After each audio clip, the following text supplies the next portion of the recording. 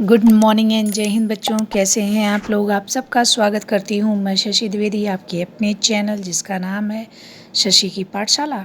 और आज हम लोग कक्षा 5 की एनसीईआरटी जिसका नाम है रिमझिम से एक कहानी सुनेंगे। शीर्षक है स्वामी की दादी। तो चलो बच्चों सुनते हैं इस कहानी को। एक बार की बात है, बैठक और भोजन कक्ष के बीच कम हवादार अंधेरे गलियारे की बंद सी कोठरी में स्वामीनाथन की दादी अपने सारे सामान के साथ रहती थी। उनका सामान था 5 दरियों, 3 चादरों, 5 तकियों वाला भारी भरकम बिस्तर, पटसन के रेशे का बना एक वर्गाकार बक्सा और लकड़ी का एक छोटा बक्सा जिसमें तांबे के सिक्के, इलायची, लौंग और सुपारी पड़े रहते थे। रात के भोजन के बाद स्वामीनाथन दादी के पास उनकी गोद में सिर रखे लौंग इलायची की गंध भरे वातावरण में अपने को बहुत प्रसन्न और सुरक्षित महसूस कर रहा था। बड़ी प्रसन्नता से भरकर वह बोला, ओ दादी, तुम नहीं जानती राजम कितनी ऊंची चीज़ है। उसने दादी को राजम और मणि की अपने पहले दुश्मनी और फिर दोस्ती की कहानी क्या सुनाई। तुम्हें पता है उसके पास सचमुच की पुलिस की वर्दी है। स्वामीनाथन बोला, सच?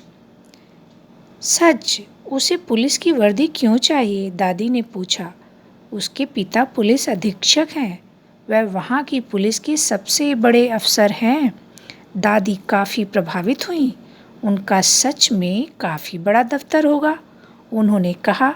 फिर उन्होंने उन दिनों की कहानी सुनानी शुरू की जब स्वामीनाथन के दादा रौबदार सब मजिस्ट्रेट थे, जिनके दफ्तर में पुलिस वाले कांपते हुए खड़े रहते थे।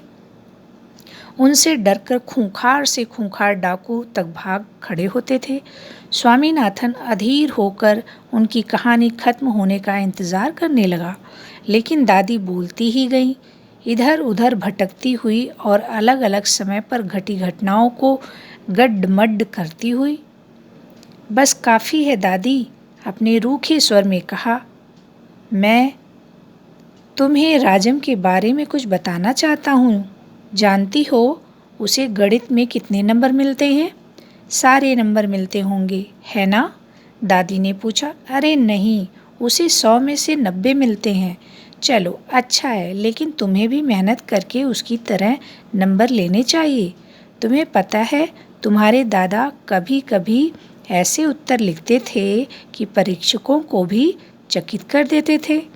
किसी सवाल का जवाब देने में वे दूसरों के मुकाबले 10वां हिस्सा वक्त लेते थे और फिर उनके जवाब इतने शानदार होते थे कि कभी कभी उनके अध्यापक उन्हें 200 नंबर तक दे देते थे। जब उन्होंने एमए किया तो उन्हें इतना बड़ा मेडल मिला था, मैं कई सालों तक उसे गले में पहनती रही। पता नहीं मैंने कब उसे उतारा। हाँ, जब तुम्हारी बुआ पैदा हुई। नहीं, तुम्हारी बुआ नहीं, तुम्हारे पिताजी। याद आया, तब बच्चा 10 दिन का था। अरे नहीं, मैंने पहले ठीक कहा था, तुम्हारी बुआ ही पैदा हुई थी। पता है वह मेडल अब कहाँ है? मैंने वह तुम्हारी बुआ को दिया और उस बेवकूफ़ ने उसे गलवा कर 4 चूड़ियाँ बनवा लीं, और वह भी इतनी मामूली सी चूड़ियाँ कि मैं हमेशा कहती हूँ कि हमारे परिवार में उस जैसा महामूर्ख कोई नहीं। और अब बस भी करो दादी, तुम बेकार की पुरानी कहानियाँ सुनाती रहती हो। क्या तुम राजम के बारे में नहीं सुनना चाहती? हाँ हाँ बोलो। दादी, जब राजम छोटा सा लड़का था तो उसने शेर मारा था। सच? बड़ा बहादुर लड़का है। तुम यह बात मुझे खुश करने के लिए कह रही हो? तुम्हें यकीन नहीं हुआ होगा। स्वामीनाथन ने बड़े उत्साह से कहानी शुरू की। राजम के पिता एक जंगल में डेरा डाले हुए थे। राजम उनके साथ था। अचानक 2 शेर उन पर झपटे और एक ने पीछे से हमला करके पिता को गिरा दिया। दूसरे ने राजम का पीछा किया। राजम एक झाड़ी के पीछे छुप गया और वहीं से गोली चलाकर शेर को मार डाला। दादी, क्या तुम सो गई? उसने कहानी खत्म होने पर पूछा। नहीं बेटा, सुन रही हूँ। अच्छा बताओ, कितने शेर आए थे? 2 शेर राजम पर झपटे थे, दादी ने जवाब दिया। स्वामीनाथन दादी के गलत जवाब से चिढ़ गया। मैं तुम्हें इतनी ज़रूरी बातें बता रहा हूँ और तुम नींद में ना जाने क्या क्या उलझुल कल्पना किए जा रही हो। अब मैं तुम्हें कुछ नहीं बताऊंगा। मैं जानता हूँ तुम क्यों ऐसा कर रही हो। तुम राजम को पसंद नहीं करती। नहीं नहीं, यह तो बहुत प्यारा लड़का है, दादी ने बड़े विश्वास से कहा। उन्होंने राजम को देखा तक नहीं था। स्वामीनाथन खुश हो गया।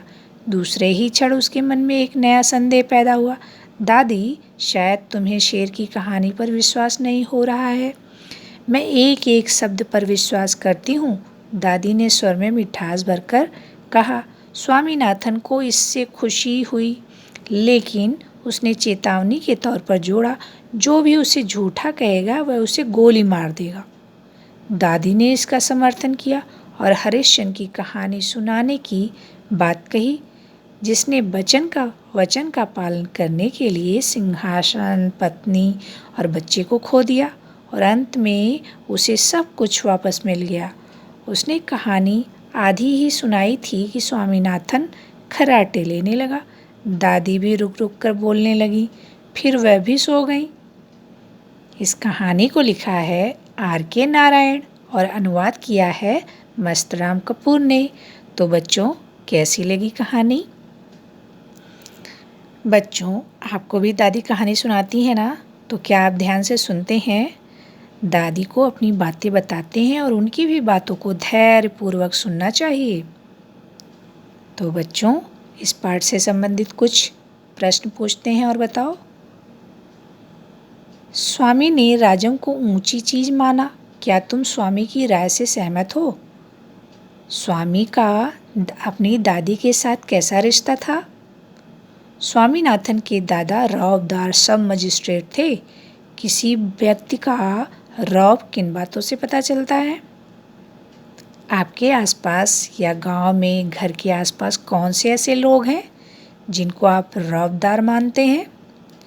बच्चों, मेडल से चूड़ियाँ बनवा लेने पर दादी ने बुआ को महामूर्ख क्यों कहा?